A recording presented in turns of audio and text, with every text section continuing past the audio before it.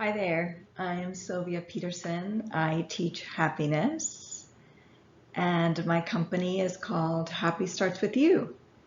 And it is the Saturday after Thanksgiving 2021.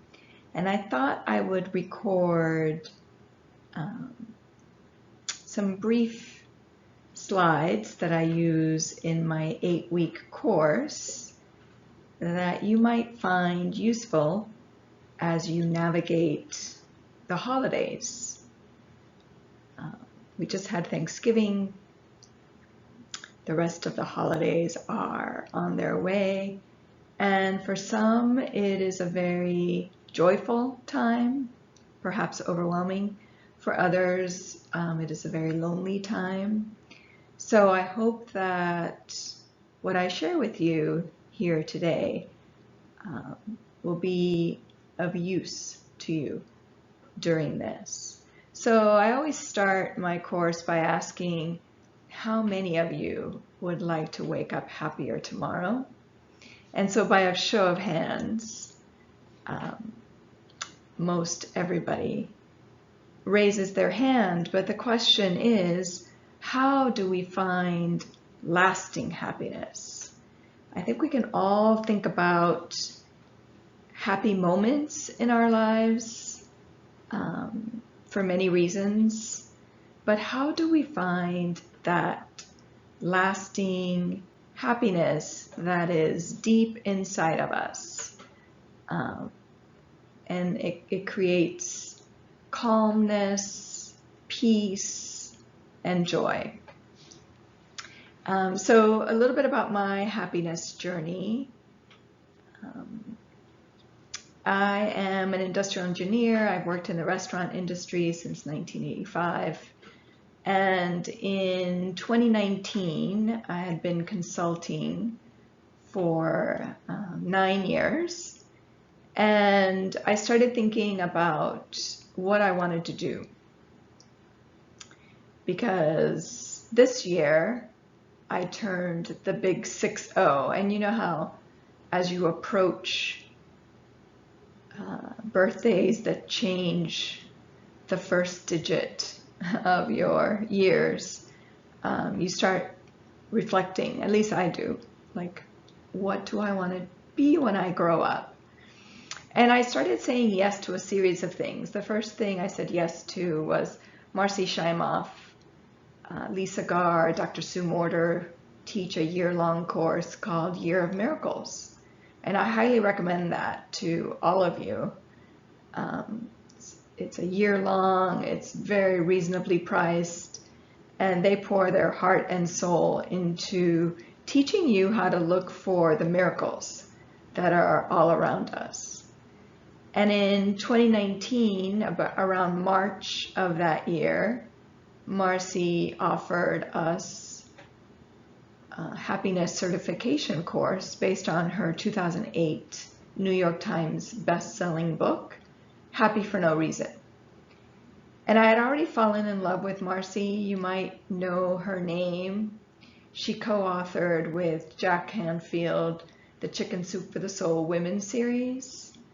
And she is just chock full of practical, implementable tips, things that you can implement in your life right away. And I just fell in love with her. So of course I said yes to that. And so at the end of 2019, I was a certified happiness trainer. And I was super busy. But you know, when you're doing something that is of extreme interest, you find the time. And I certainly did. And then of course 2020, we all know what happened then. COVID happened, and the restaurant consulting business came to a screeching halt. And so I was fortunate enough to have this material, and I turned it into a course. And so here's just a couple of previews of what that looks like. So we're going to be talking about finding lasting happiness, how to turn fear into love, and the fact that choosing love over fear, it's a choice. So Marcy Shimoff, in her book, Happy for No Reason, she interviews 100 happy people, which she had a hard time finding, truly happy people, what she calls happy for no reason. And she came up with this continuum. And on the far left, we have unhappy people. They're low, dispirited people. You probably are thinking about some of those people that you have in your life. Then we have people that are happy for bad reasons. And so these are people who turn to substances or gambling, those kinds of addictive behaviors. And so they get high from some of these unhealthy addictions. Workaholics fall into this category. And the problem with this is it's very short-lived. So you have to keep going back to get more and more hits. And then there's the people who are happy for good reason. And so good things happen to them in their life. And so they get satisfaction from those experiences. So it could be the birth of a child, falling in love, some of those sort of activities. And there's nothing wrong with them, with those. It's just, again, they are all external.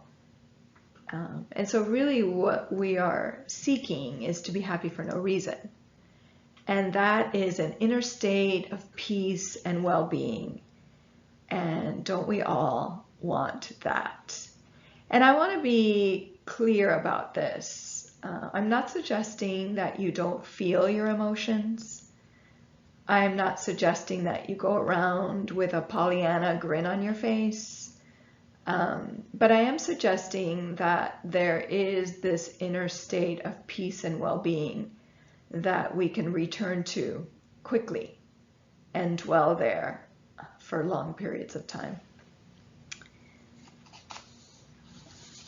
So one of my favorite things to teach is right now what's good with me is.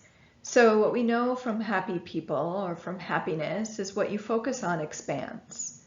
And you can change the energy quickly by just changing your thoughts. And so next time you're around a group of people and you want to change the energy or you want to get to know them, you can play this game. And so you go around.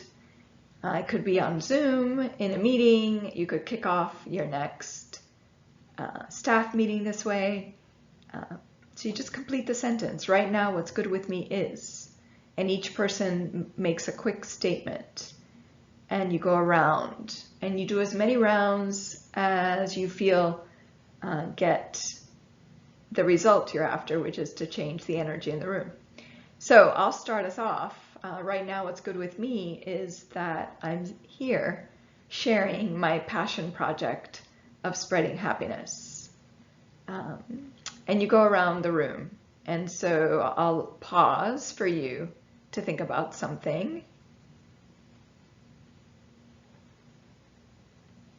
And then right now, what's good with me is it's a beautiful day here in Miami, Florida.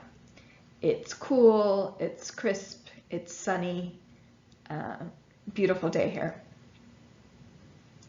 So your turn. Right now, what's good with you? Right now, what's good with me is that tomorrow I'm attending Byron Katie's Shame workshop. I love to learn and I'm super excited. I love Byron Katie. So right now, what's good with you? So you can see how this works, and you can see my examples too were present day moments, things that are going on right now, and then I gave you what I was looking forward to tomorrow. And that's the beauty of this game is, first of all, this exercise, you can call it a game, is that you learn from each other. First of all, you learn what you are appreciating in the moment, and then what people are looking forward to. So I encourage you to try that out and see how it lifts the mood. The next thing I want to talk about is love versus fear. So if you think about every feeling you have, every emotion, every response you have, it can be boiled down to either love or fear. And I love this picture. And so you can see it's a picture of the same person who's experiencing a moment of love and a moment of fear. And which one would you like to be?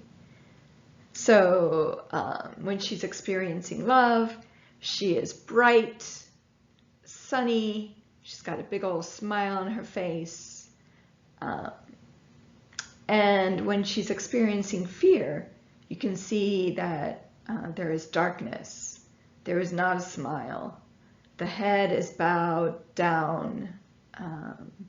So I encourage you to think about life and how your feelings, how you respond as love versus fear, because it really can get boiled down to those two things. And then it becomes simple, right, to identify, is this a moment of love or is this a moment of fear? And there's so much fear right now, still a year and a half after COVID began. And so I want you to pay attention to that. So what are some other words? So fear is a very contractive experience, and love is a very expansive. And you know how athletes, as they win whatever sport or event they're in, how they raise their hands in that victory. And so that's a very expansive feeling and position. And so fear, you can read these words, right? Pessimism, resistance, low energy, disease, malaise. Don't you like that word? There's so much malaise out there. You feel separated versus so isolated, separated. You just feel bad and you have general unhappiness. On the other side is love, which is optimistic. You're in the flow. You're very accepting. You have vitality, ease, well-being, connection. You feel good. And there's happiness. So let me demonstrate this for you. So I want you to curl up into a ball, cross your arms, and repeat after me. 1, 2, 3. I feel happy. So 1, 2, 3. Say, I feel happy. Did you really feel happy? No, it's like impossible to feel happy when you are constricted, when you have tension in your body to keep yourself curled up in a ball. Now let's try the opposite. Raise your hands up high and say 1, 2, 3 with me. I feel depressed. 1, 2, 3. I feel depressed. Yeah, that didn't work either. And so it's so interesting that your body will give you clues about whether you feel fear and contraction or whether you feel love and expansion. And I want you to pay attention to that as you go through your day today. And I'll just leave you with that. So I hope you've enjoyed this brief synopsis into my 8-week course. There's a link below that you can get a happiness for the holidays guide that I've put together with you. And this is part 1 of 3, so stay tuned. I will see you soon. Bye for now.